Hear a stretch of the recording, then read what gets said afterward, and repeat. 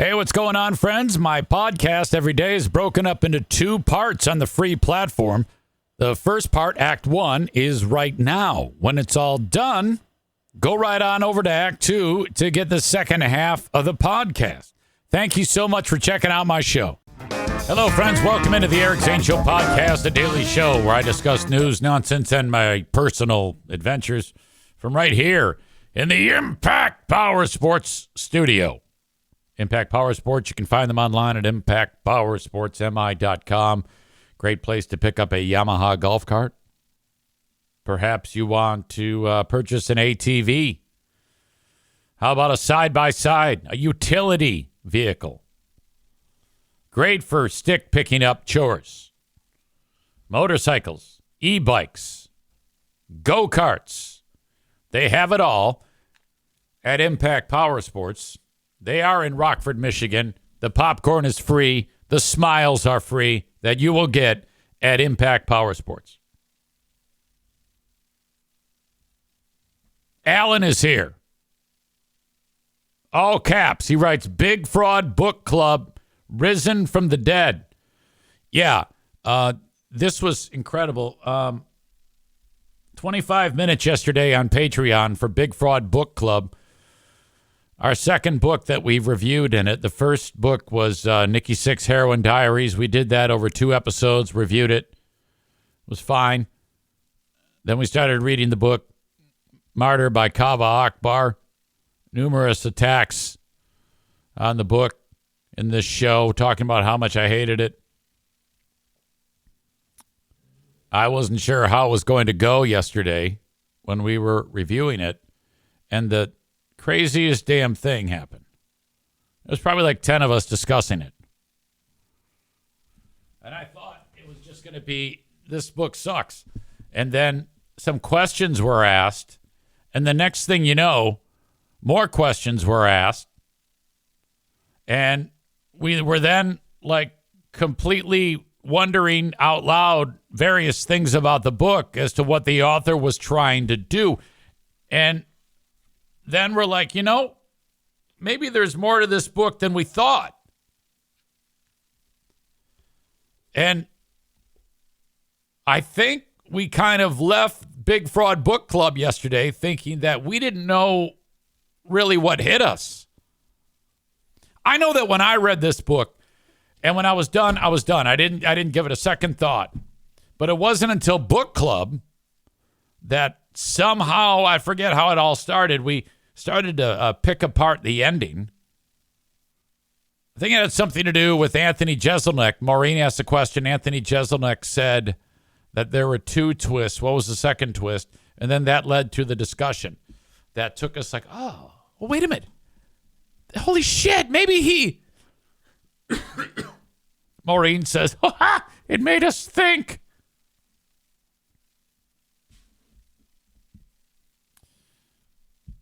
Alan says, I enjoyed the strays I caught from Maureen and EZ. You see, Alan watched book club, but he's not like in book club. Anyway, the point of all this is it turned out to be a quite an enjoyable book club. The first 3 were fine, but when we all kind of had the realization that there was much more to this book, Martyr. Now, I think overall, I actually can't say that I would encourage somebody to not read it. But at the same time, I made the point that this might be for the type of person who's a super experienced reader and can pick up when an author is, I don't know, it wasn't that difficult. Maybe I'm making it more difficult than it is. Maybe I'm just too dumb to figure out what happened. This book left a lot open to interpretation. After finishing book club, I looked up ending of the book Martyr Explained. And that's kind of where it was, that it's open to interpretation. But it was great how we all were like, yeah, fuck this book. And then we're like, oh, wait a minute. It's not that. Oh, I see. I get it. And I know it seemed like everybody had quite an enjoyable time with the discussion. I know I did.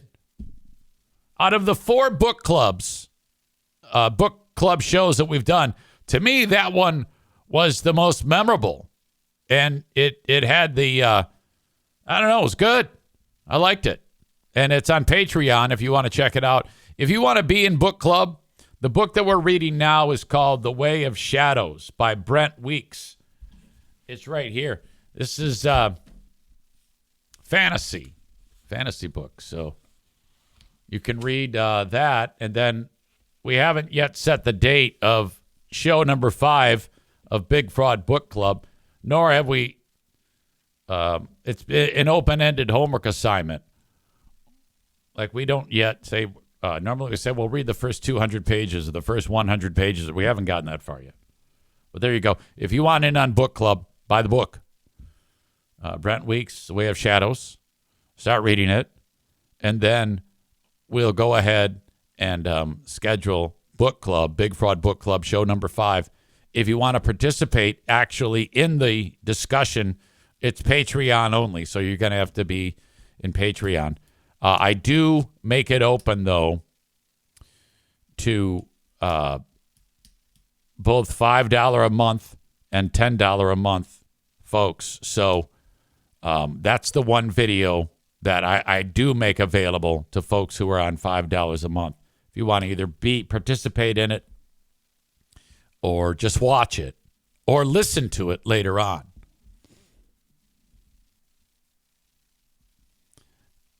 Nick writes, great discussion, changed my idea on the book some.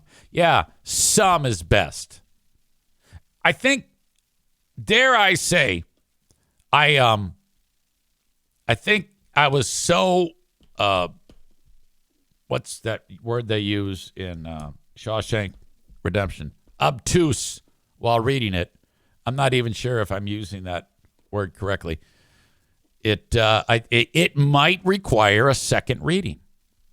Dare I say. Now, that's completely opposite. I've been saying, this book sucks. Fuck this book. But I think now, knowing what is going on there, or at least how we think, and how that writer is writing, and the use of metaphor and whatnot, it made me go, fuck. God, I had no idea you had to be such a fucking thinker to enjoy books. Books make you think. Fuck that. Megan says, the one thing we all unpacked at the end was a game changer. Black Belt Nick says, I was so angry at the artist character. It definitely affected how I interpreted the ending. All right. So that's how that went. So no, book club's not dead, and I'm glad that I didn't pull the plug on it. I was tempted to, but I had to get out of my comfort zone. This is a short work week for your old pal EZ. Thursday is the last day of podcasting. I will post material for the Friday edition, both on the free platform and on Patreon. I will feature something to listen to while I'm away. It is a stick picking up extravaganza at Fear Bunker North for your old pal EZ. EZ, Pooh Bear, Thursday night, Friday night, Saturday night.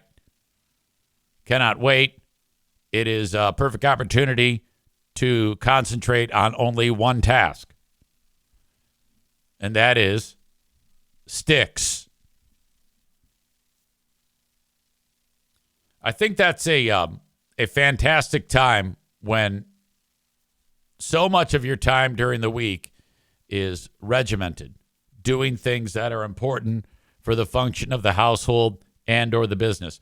For me, being that I work at home, it is all, podcast-related work, classroom-related work for teaching, and house chores.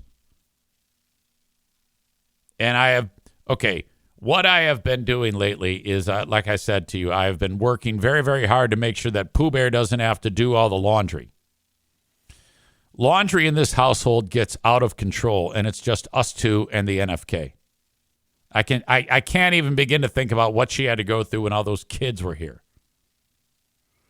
So lately I've been like, how about I'll do a little bit more around here because she's got her plate full as well. And frankly, I think she has to put more into her work day than I do.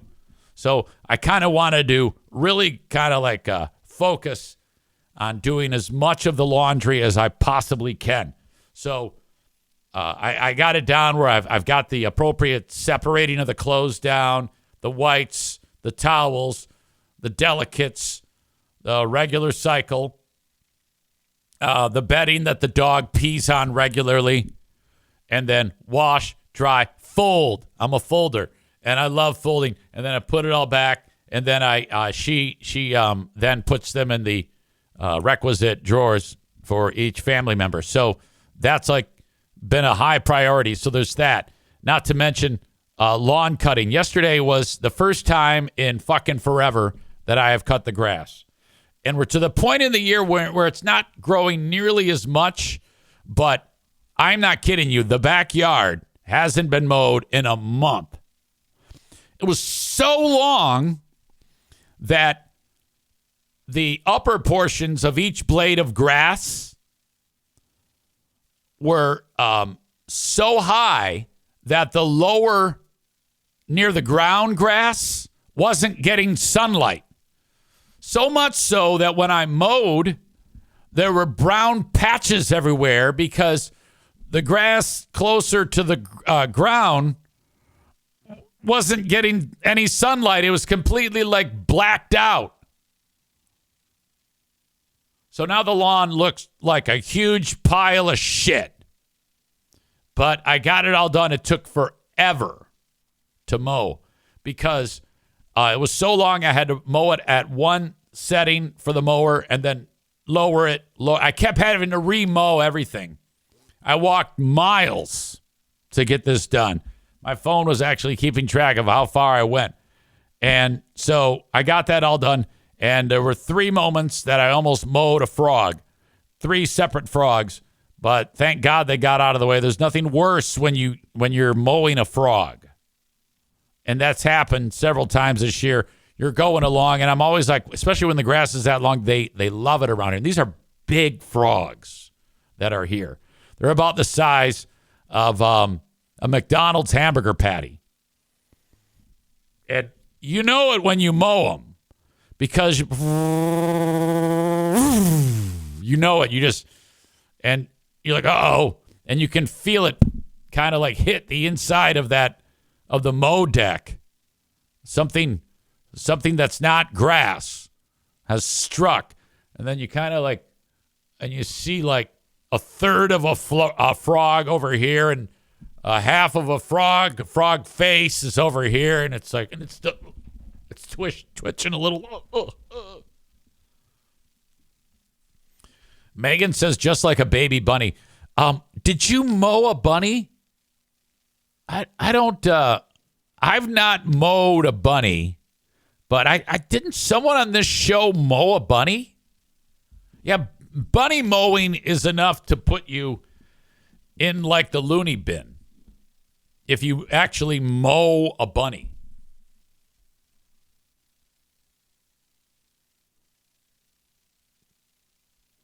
Alan writes, I sent a streaky gopher through the 0 turn this summer. It felt like I hit a rock. Black Belt Nick says, I mowed a snake.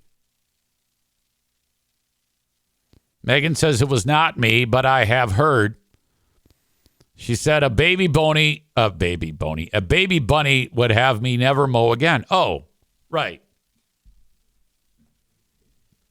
There is, bad moments in time when things like that take place. But mowed bunny is, that's a world you don't want to live in. I didn't like to think about it. It makes me cringe. Maureen says, I would not feel bad about mowing a snake. I hate those damn things. You know, you have a dark side. Snakes are cool as shit. Bread Bull Brain Chris says, I have mowed field mice, the bigger ones. I had a moment where I got the snowblower out, and there was a mom and all the baby mice, and they were like still attached to her. I think she like gave birth to the mice about 43 seconds before I moved the snowblower, and so they were. She was dragging them behind her. It was like a rope of mice. And I was like, "What the fuck is happening? A rope of baby mice being dragged by the mama mouse." Black Belt Nick says, I hate snakes too. Auto freeze when I see them. Becca Shea, nope, no snakes. You, no, I like them. We have garter snakes around here, and Rocky, the neighbor's cat, he's turned into a fucking trained assassin. We had two snakes, Mr. Snake and Mrs. Snake, these big garter snakes, and she killed them both, or he killed them both. So I was bummed out about that. He has slaughtered dozens of birds. The chipmunks in my yard get it. The squirrels get it. The bunnies get it. And I just noticed that there's like new snakes now. There's new snakes creeping around the yard. They're cool as hell. But it won't be long until Dickhead Rocky eats them. That's the Alleluia's cat, who's just vicious. My point in all of this was the week for me is you take all those moments, podcast related, chore related, getting the NFK to the dock, this, that, the other thing. There is never a good reason to sit around here and do nothing. There's always something to be done. And there is no relaxing. It's just gone. And I know people will be like, well, that's a bad recipe. It's like, correct. But unfortunately, that's the world that, I signed up for this. I was going to like 8 or 9 last night, doing various things that are boring, but work related that have to be done. So I find myself when I'm here, if I'm quietly like doing nothing, I'm like, something's off. This is not right. The only time that I sat still in the last, I don't know how long, was when I was reading that book, Martyr, for a couple hours on Sunday to get done with the homework assignment. That's it.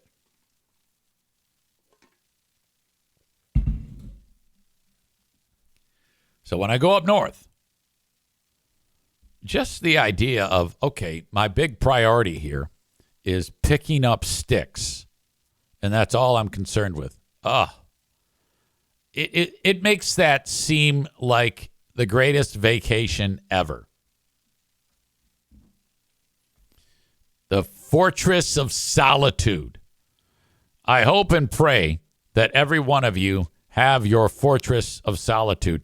It could be the toilet when you're sitting there on the toilet looking at your phone or reading. As long as you've got that place where you're like, all right, I am letting go of everything. It's so important. Chris from Buffalo getting in here. Morning, Tune Man, and hello, friends. Hello to you, Chris. Good news.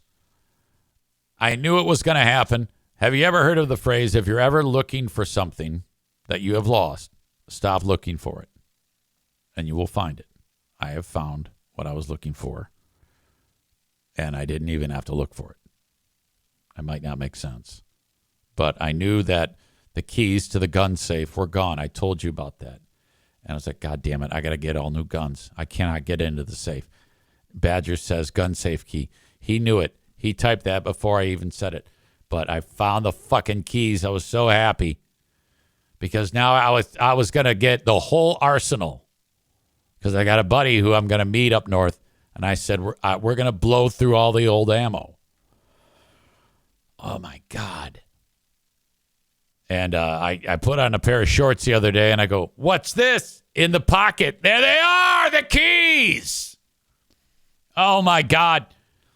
I immediately opened up the safe and just walked in and just was absorbing myself. Yes. Cole says probably make spare keys. Well, you know what's ridiculous about this? The keychain that the key is on, it has 3 keys. They're all the same. And they're all on the same goddamn keychain. So I lost all 3 keys at the same time.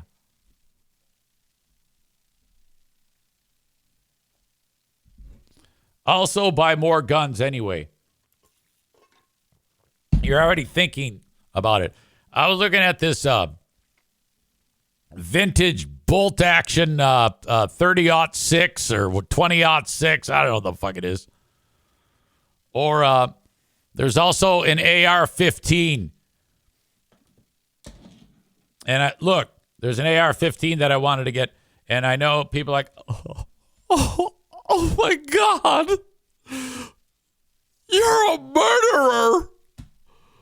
You're going to go shoot up something. You are vile and evil. What the fuck is wrong with you? I'm not even going to entertain that argument. You stupid bastard. Go read more shit online that you don't know anything about.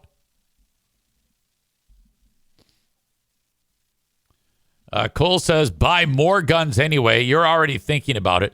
My favorite thing to do is get a gun. A person who doesn't know anything about guns and hates guns. Like Madison. Who Madison thinks that because I have guns, I'm going to go shoot people. I go, what the fuck? All right. I am going to reboot, ladies and gentlemen. I am rebooting right now. So I'm going to shut this down and I will reboot. My apologies. Here we go. All right. A reboot hopefully took care of it. I don't know. Sorry, folks. From my standpoint, I was just talking. All of a sudden, I start seeing comments like, "Wait a minute, what's going on? Everybody's losing their minds." Uh-oh. Okay. My investigation yesterday yielded me nothing. Cole says, "Don't you have a Twitch insider guy? Probably need to reach out to him." I don't anymore, unfortunately. David says, time for a better platform. Twitch sucks. Rebecca says, Twitch is making a run for asshole of the day again. You know, you've got a routine and you don't like the apple cart upset. And that is a very flattering thing to me. So I appreciate people like, oh, come on, I need this. This is messing everything up for me. All right. Well, keep me informed as it is on your end. Kind of ruined the spell of what I was talking about. I don't even recall anymore. I think it was something gun-related. And then I think the last thing I remember is Chris in Buffalo, which I didn't read this, said a horrible joke. He writes, when I was talking about guns, getting an AR-15, he says, "Yeah, I was looking at the Kirk Killer 900. Too soon? Yeah, it might be. It might be. I think you're safe here." Badger says YouTube works fine.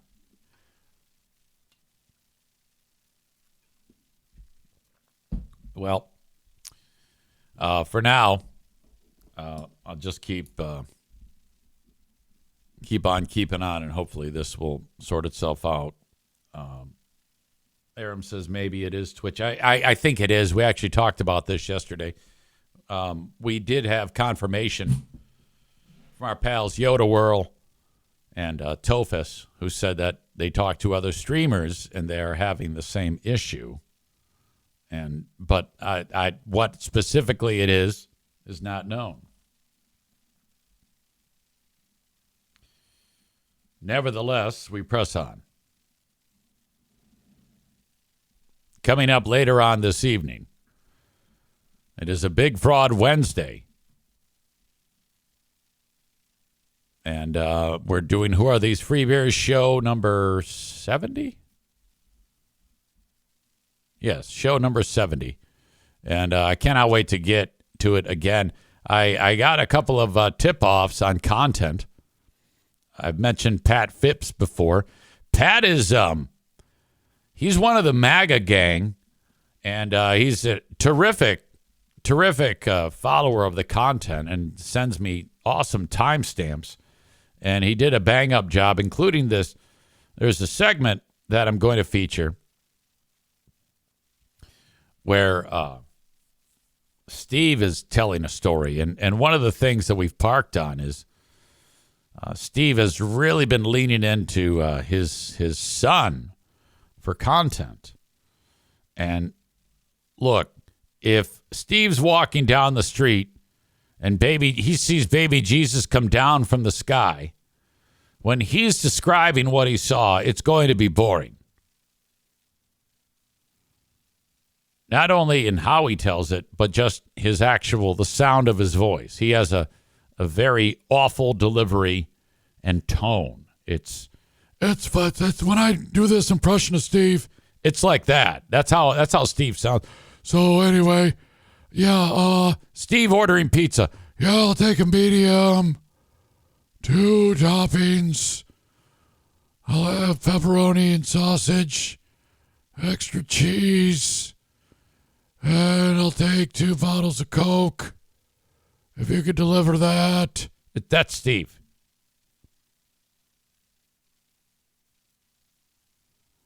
Steve, though, one of things that we've talked about he does is he buys time on all of his stories by really focusing on the backstory. And just way too much of it. And boy, does he lean into it with this one. This comes from the week of September 8th to the 12th. And thank you to Pat Phipps for sending it my way. I was able to pull a ton of material of this long-winded, painful story that he tells with zero zip, zero punch, nothing. So bad. Desperately terrible. We'll feature that. Ben Glaze has a number of clips that he is going to feature. So that is part of Who Are These Free Beers coming up 6 p.m. Eastern, Patreon only. Sign up for 7 days free. Patreon.com/Eric Zane. If you love supporting the show and you like the content and you're like, boy, I wish there was more content. That's where you get it. Patreon. I post new material every single day in addition to what I do here. That's why it takes so much time to do a podcast. That's why I'm so damn busy. Free podcast. Patreon podcast. I want you, the consumer, to have as much as you want. And Patreon is enough to satisfy that, hopefully, for all of you.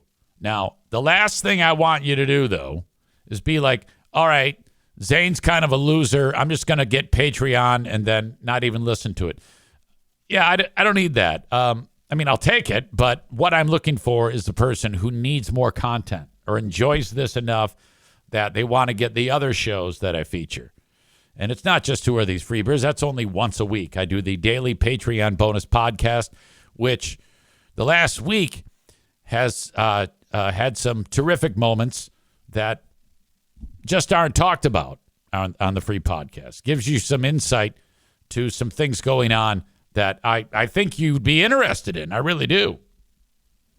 Not to mention, the Ben and Eric Patreon podcast tonight. So go to Patreon and sign up for 7 days free. Patreon.com/Eric Zane. Cole writes, is the Steve and Pedo show still a thing? Who the fuck would listen to that? Well, I don't know about a show called Steve and the Pedo. I'm not aware of that. But I am aware of the Steve and Kyle show. And you can draw your own conclusions. And I think it is still a thing. Man Bun Chris says that Andrew Cloudkicker is aware. Oh, Andrew Cloudkicker. Holy shit.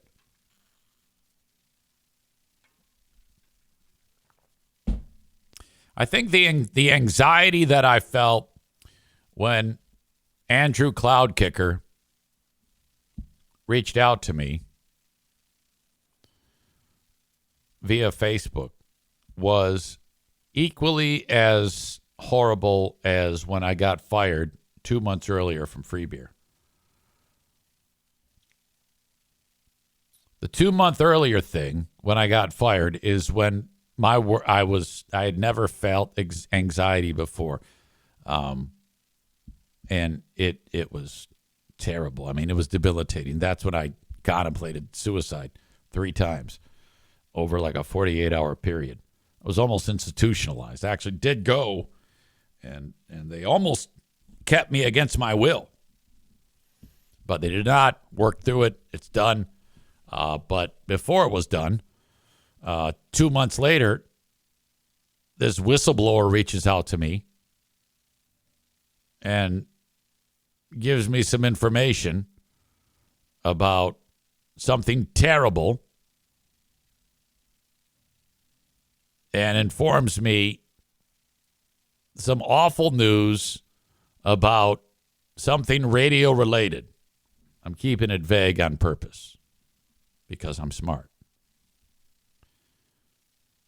And what? Huh?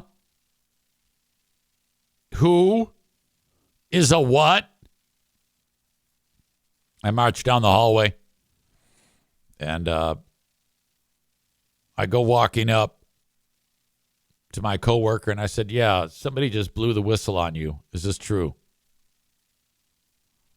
And I said, have you been incarcerated? Have you been convicted of a crime? Yes. What?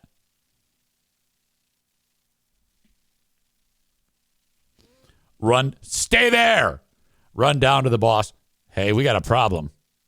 This is 6 days into my job at BBL. We got a problem. What? All right. This is what I got sent to me. This is the conversation I just had. Oh, my God. The next day, I do the radio show by myself. The guy that I was talking to never set foot in the radio station ever again. I'll never forget. I was laying on the floor of the studio. I couldn't even stand. I was so riddled with anxiety. Ugh, the worst. That all could be about anybody. You have no idea who it is. Man Bun Chris says, wasn't that like the third day in? No, it was. It was 6 days into my time at BBL. I started the show on a Thursday. I did the Thursday show.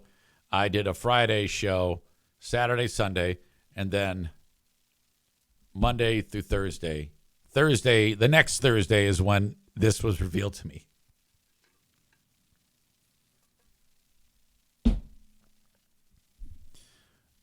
When, do you remember Michael Gray? Michael Gray was on the air on mornings on BBL doing the sports show, whatever the fuck. Nobody listened. That's one thing that's constant throughout my years. If Michael Gray's on the radio, no one's listening. When Cumulus called me and said, we want to put you on BBL. I said, okay. And the first thing that happened was they said, we want to meet you. And we wandered over to Pepino's or some shit like that to eat. And the guy who was running the radio station at BBL is a guy named Jeff Cartwright. He's a fucking dickhead. And the general manager was a guy, I forget his name, but he's a nice guy. And we go to this place and we're talking. And some audience members come up to say hi and get a picture. And Cartwright's such a dickbag that he goes, did you set these guys up to like improve your clout? I go, no. What the fuck is wrong with you? And so then the next meeting is another restaurant, and he goes, we're not going to tell you where we're going till we're almost there, so that he's telling me this. He still thinks that I set that up. And so I'm like, well, that's just dumb, but all right. We go to another restaurant and nothing happens. But then I'm walking out, and while we're walking out, this guy stops me. It's an audience member. It's the same thing. And it turns out that guy, that audience member, was Drew from Impact Power Sports. I think it was Drew. It was either Drew or one of you, but I think it was Drew. And then they were like, oh, shit. So then I soaked them for every fucking penny I could. And that eventually dried up 2.5 years later when I got fired. But so this is like 1 month after I've been fired. And there's a lot of things that have to happen in that month between them agreeing to the contract and then getting on the air. So much so that 3 or 4 weeks passes. So I've been out of work for 2 months. The first month, I didn't have any prospects. Then this opened up. So then now what they're going to do is they're going to fire Michael Gray. And this is the guy who was on GRD when I showed up at GRD, and he got fired because he sucked, and they put us on. So now I'm going to be involved in his second firing in Grand Rapids. But he doesn't know it. So I know he's a dead man walking, but of course I don't say anything about it. But someone does. And I don't know how the fuck that happened, because the only people that knew about it were, personnel within the radio station. But somebody, tipped off Michael Gray. And he's not supposed to know. And so I wasn't quite prepared to go on the air yet. But he goes in to Cartwright's office. And according to what Cartwright told me, he throws his key card on the desk, and he's furious that he knows. So he quits or whatever the fuck happens. I don't. And then he posts a cryptic post on Facebook that says, "A fish rots from the head down," which that's what Man Bun Chris says. Remember the post, "Fish rot from the top down"? And I had never heard that, and I was like, what does that mean? And they're like, I think that's something from The Godfather. I don't know. Man Bun Chris says, and Greg liked it. No, you're combining stories. He did not like that one. At this point in time, I have no beef with free beer and hot wings. Anyway, what's his name? Gray gets all pissed off, and that's the end of Gray. Start the show Thursday because the story leaked. And then 6 days in, the shit hits the fan. Honestly, we were dead in the water before we even started there. I would love another opportunity in mornings in Grand Rapids radio. I don't know if that'll ever happen, but I am under 1,000,000 times less pressure now. If I had an opportunity to do mornings, it is it's in Grand Rapids. It's no longer make or break, because when I started mornings in Grand Rapids on BBL, it was incredible pressure, which was made 10 times worse when 6 days in, all that shit with Andrew Cloudkicker broke. And it was awful. It was very, very difficult. Now, it would be a supplemental job at best, because it's taken me 7 years. Wait, 7 years? Yeah, it'll be 7 years in January of building this, and this is my primary. This is all of my most of my eggs are in this basket, but I've got several other things cooking, as you know, with sports announcing and teaching and whatnot. But my point is, there's no pressure anymore. Man Bun Chris says, is that what the hint about another start time is about?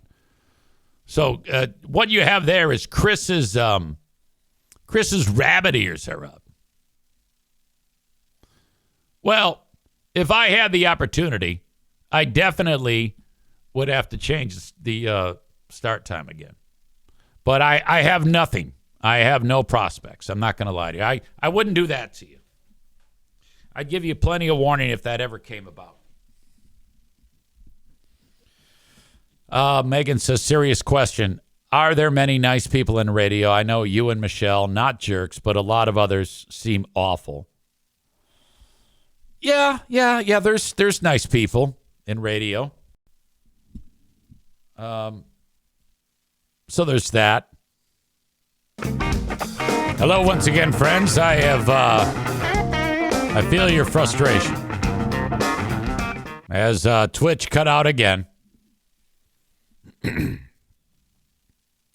Yoda World says it might be time to reach out to @Twitch support. Oh, without a doubt.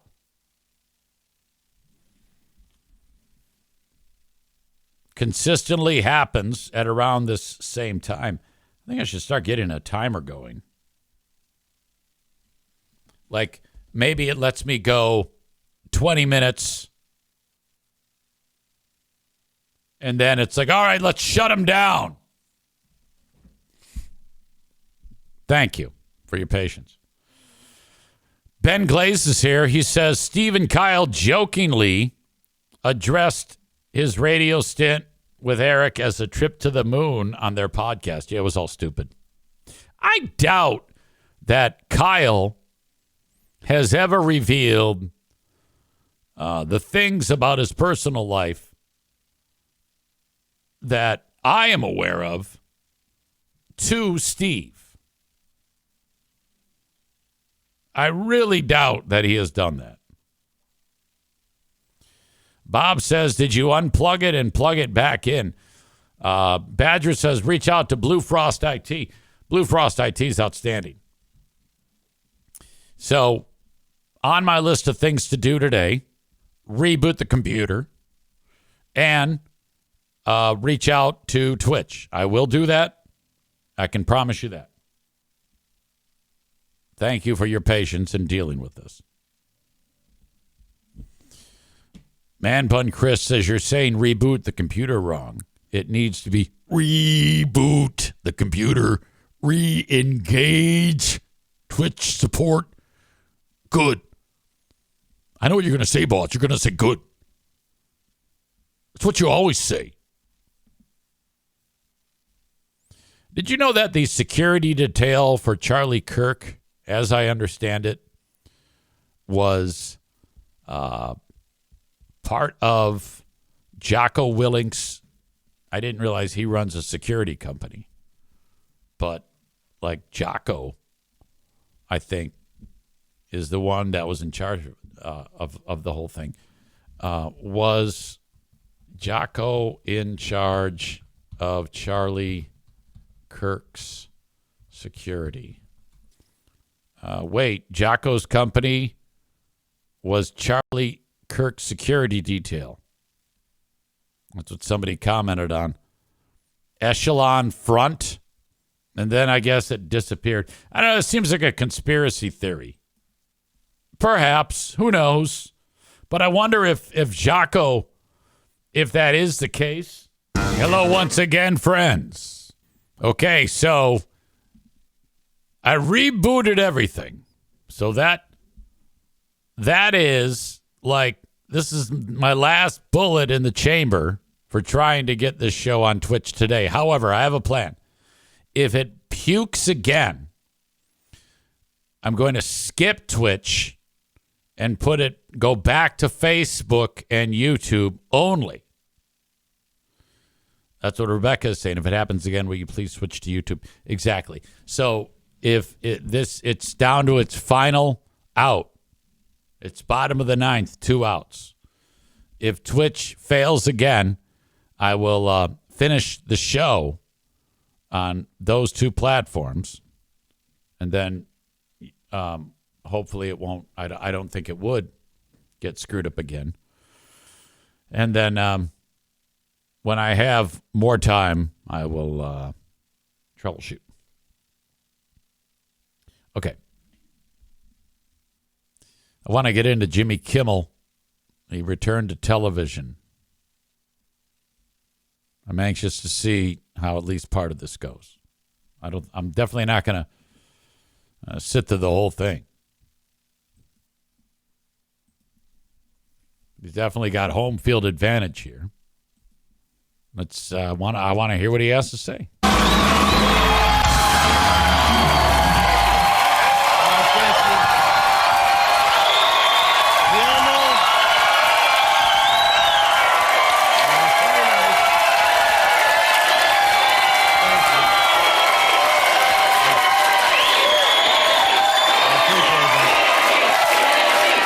His name looks good.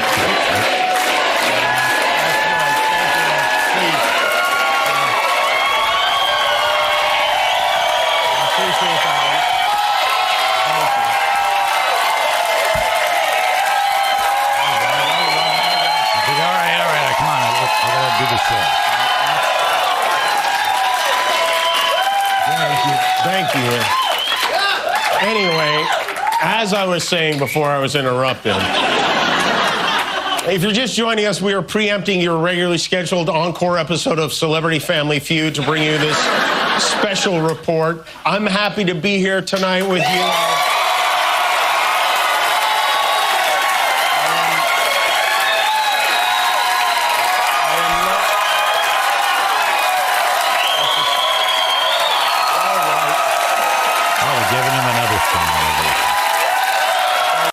Sure who had a weirder 48 hours, me or the CEO of Tylenol.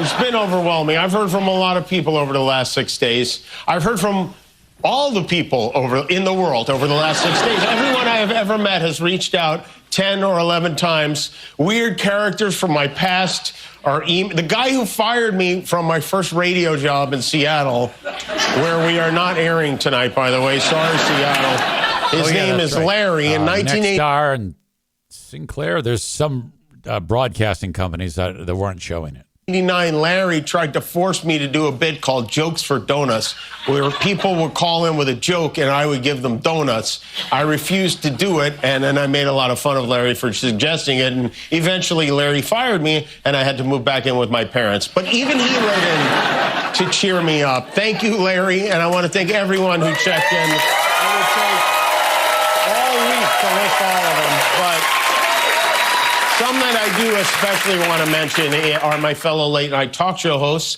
my friend Stephen Colbert, who's found him, my friends Jon Stewart, Seth Meyers, Jimmy Conan O'Brien, James Corden, from late night hosts in other countries. This country has become so authoritarian, the Germans are like, come here, cut loose. My boyhood idols, Howard Stern and David Letterman, were very considerate and kind, and I feel honored to be part of a group of people that knows what goes into doing a show like this. And I also want to thank all of you. Oh, he's going to lose it. I can tell. Thanks to who supported our show, cared enough to do something about it, to make your voices heard so that mine can be heard. I will never forget it. And maybe, maybe most of all, I want to thank the people who don't support my show and what I believe, but support my right to share those beliefs anyway. People who I never would have imagined, like Ben Shapiro, Clay Travis, Candace Owens, Mitch McConnell, Rand Paul, even my old pal Ted Cruz, who, believe it or not, said something very beautiful on my behalf. I hate what Jimmy Kimmel said. I am thrilled that he was fired. Oh, wait, no, not that. The other part.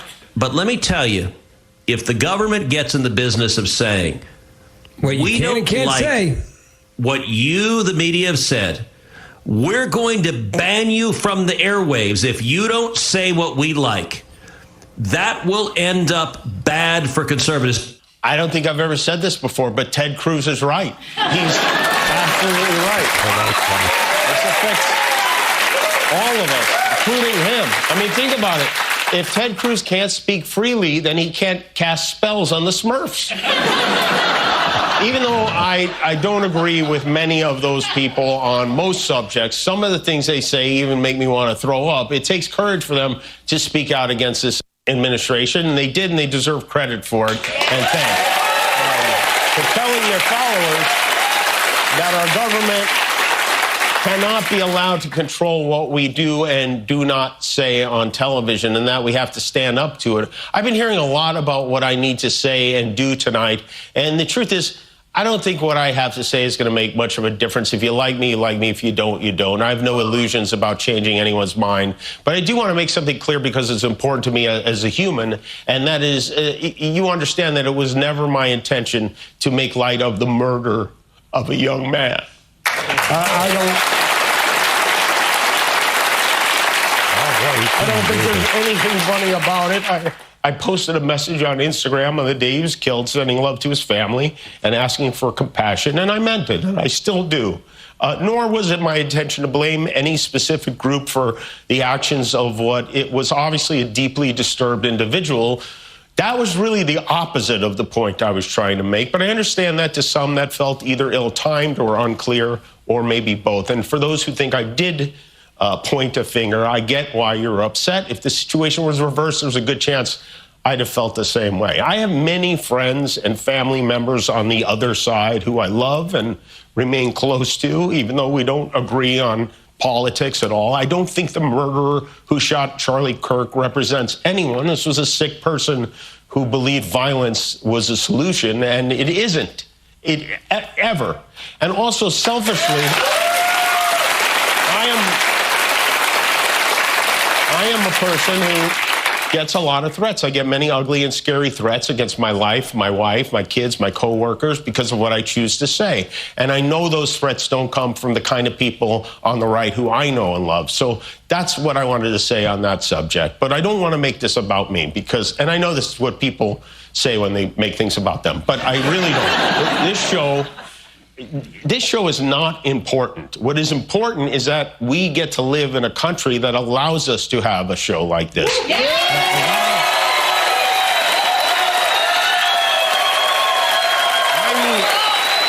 I've had the opportunity to meet and spend time with comedians. I'm going to end it there. I think he's said everything that I need to hear.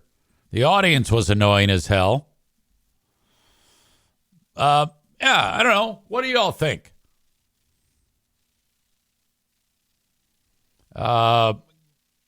Cole says, take 5 on the way. Hopefully that doesn't mean that this has crapped out again. Since I started take 4, is it still there? I think it is.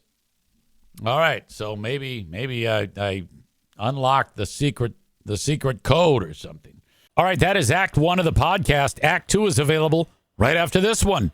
Go check it out. What are you doing? Don't miss a second of it. Thank you so much.